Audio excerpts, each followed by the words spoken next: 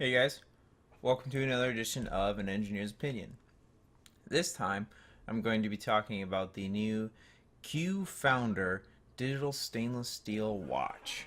So let's go ahead and jump over to the Fossil website. So this is the new watch that just came out, I believe it was today, and you can see the price here, $295, puts it about $50 cheaper than a Moto 360 with a stainless steel band, so it's a little better value dollar wise.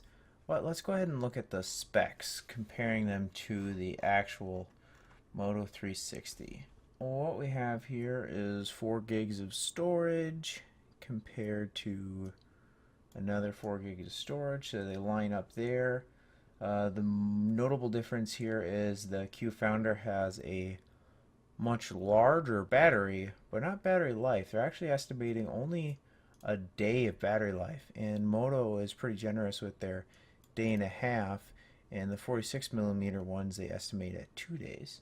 So they don't list the actual processor that the Q Founder is using, but they say it's Intel inside, so it's some Intel Atom chip or some other Intel mobile processor inside versus the Snapdragon 400 in a Moto 360.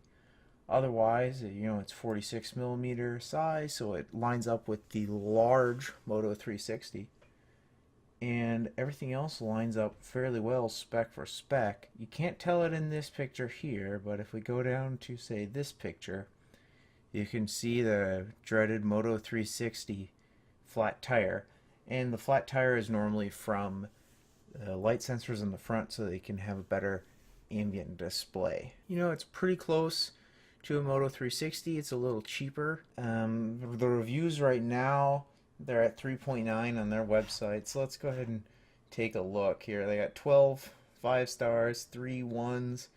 So, not too many reviews have really come in. This guy's complaining about it's really thick. This guy says it's pretty slow. This one here is battery life, and battery life again. So, like most smartwatches, its crippling weakness is the battery life. So more reviews will come out and we'll find out a little better idea of how bad the battery life actually is, and they may fix it through firmware if they actually find an issue in software. And like the original Moto 360's battery life was horrendous, and then there was a patch and battery lives were doubling, they were tripling. So, it's got a huge battery, so maybe the Intel chip is really power hungry and it's eating up a lot of battery. But we'll see. Hopefully it gets better. You may not want to buy it just yet.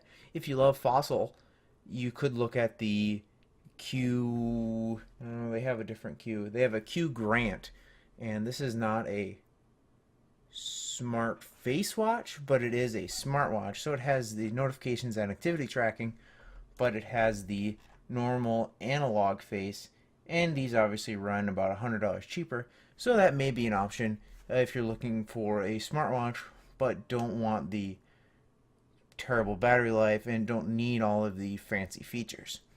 So something to look at. I don't think this is the smartwatch to end all smartwatches, but it's another iteration. It's a little bit different technology. Maybe they'll learn and get it right the next time around, but that's an engineer's opinion.